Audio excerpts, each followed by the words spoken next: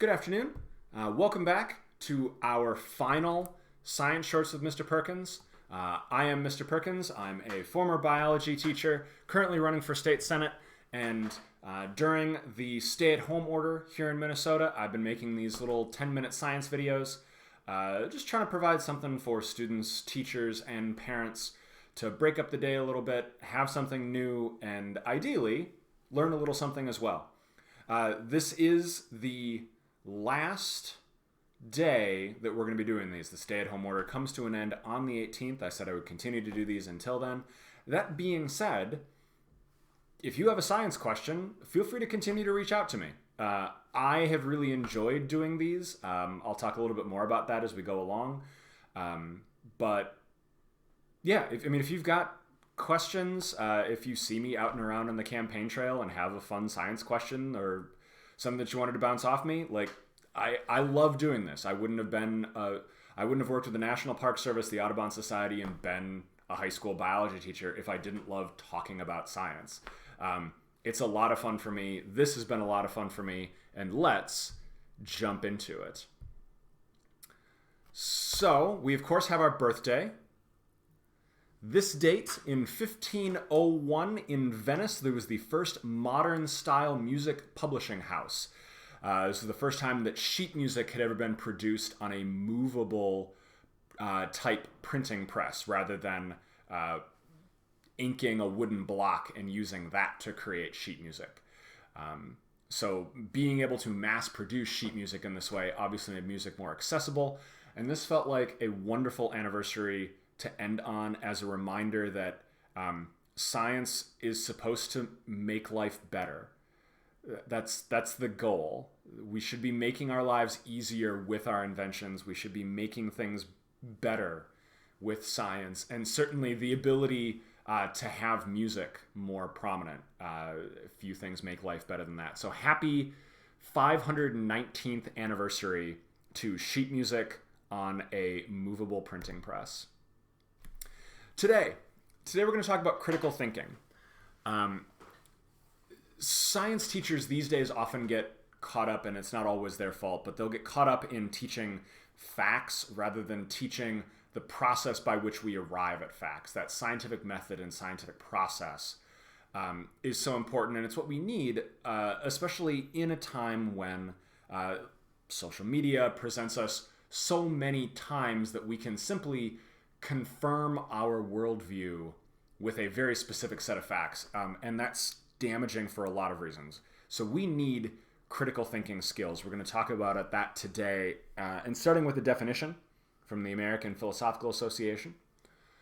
Critical thinking is the process of purposeful, self-regulatory judgment. This process gives reasoned consideration to evidence, context, conceptualizations, methods, and criteria. A lot of big words in this. The main thing that I want to focus in on is this phrase right here: self-regulatory judgment. Critical thinking is that process by which we look at what we are putting out into the world and think, wait, is this right? Am I okay to do this? Am I helping people by doing this? Am I doing the right thing by doing this?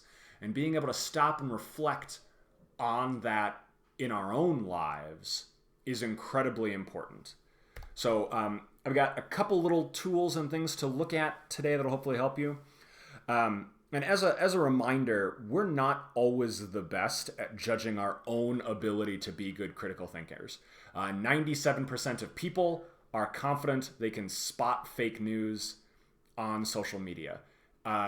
And if you can think of your friends on social media, you know that 97% of them are not this amazing fact-finding person. We all can fall victims to this, and that's why it is important we keep our critical thinking skills up so that we don't deceive ourselves into thinking that we are absolutely correct and able to see through everything, that keeping this check, this self-regulatory check on ourselves is so incredibly important, both to being good scientists and in general. So these were some good phrases that I thought were good to keep an eye out for. If a news story explicitly says that they are the only ones telling the truth or that everyone else is lying to you. That's a problem. Unfortunately, a lot of our world is uncertain. So if you're ever reading something that says, this is the only truth, or if you go anywhere else, you're only going to hear lies, that's an indication that what they're saying, that they don't want it fact-checked. If it contains really short opinion statements, it's all hogwash. The media has it all wrong. Additionally, I hate the phrase "the media." There is no "the media." There are hundreds and hundreds of media organizations that all have different biases and viewpoints. The media is not a thing. And usually if you see somebody referring to the media, especially in a very critical way, the media is always lying to you. That's a big red flag that they're trying to lump together a bunch of things that shouldn't be. If it's just kind of a list of questions, but it doesn't really present answers. And this is a problem, and again, where we get to kind of that overlap of where, because real news and real journalism should ask questions. Real science and real scientists should ask questions. And the problem is if the whole thing is posed as a question, but then that question is really supposed to be the answer. So this first one, why wasn't this, and if we can think of, why wasn't this done this way? And that's automatically indicating that it should have been done that way. But by phrasing it in the form of a question like that, it makes it seem like they're being distant. They're being good journalists or scientists. And oftentimes, instead of this list of questions, if it's good news or if it's good science, it should also be providing some answers. It should be saying, hey, we've seen this, therefore we also want to know this. It puts the burden on you to answer the questions. If we're going to another source, if we're seeking out this other source, we should be trusting this source. Do we really know what happened is always one of those ones that conspiracy theorists like to throw out there. If it asks you to prove a negative, we haven't really talked much about formal logic, but you can't prove a negative. It's not a thing. They say it was X, but how do you know it wasn't Y? When we talk about our justice system, innocent until proven guilty is kind of the same thing. That you can't prove a negative, and if that phrasing is being put out there, then there are logical leaps happening that shouldn't be. And here I talked about this before, the media, elites, corporations, the government, these are all giant groups. And in general, if you're trying to talk about something that large, you have to be very, very careful with your language and very careful with the conclusions that you're coming to whenever you're casting that big of a net. Additional things. So those are kind of things to look out for in the individual text of a document. But as we're going through, what's the source? We have great research tools at our fingertips to double check.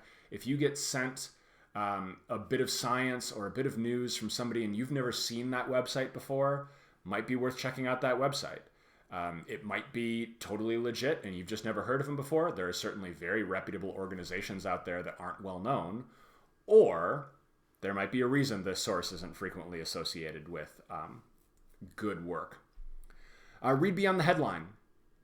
Read the whole story. There's context that cannot be summed up in a single bolded sentence at the top of a whole thing. That's true of scientific papers.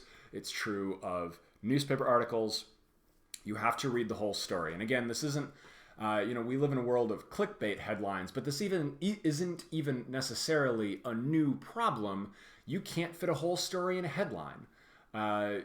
You can't do it. There's more context to things that needs to be done. So please put in your own effort to go beyond and see if the story does back up that headline. Same things with consider the source. Check the author.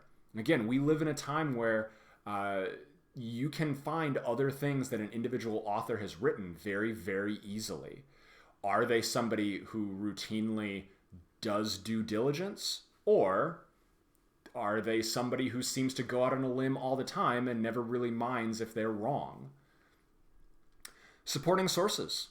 When I do write-ups for policy in our campaign, I always have a list of sources people can go and read outside of me to see, okay, what am I talking about, or where am I getting my information? Somebody showing their work in that way and saying, hey, I'm coming to this conclusion. I did it because I looked at these things.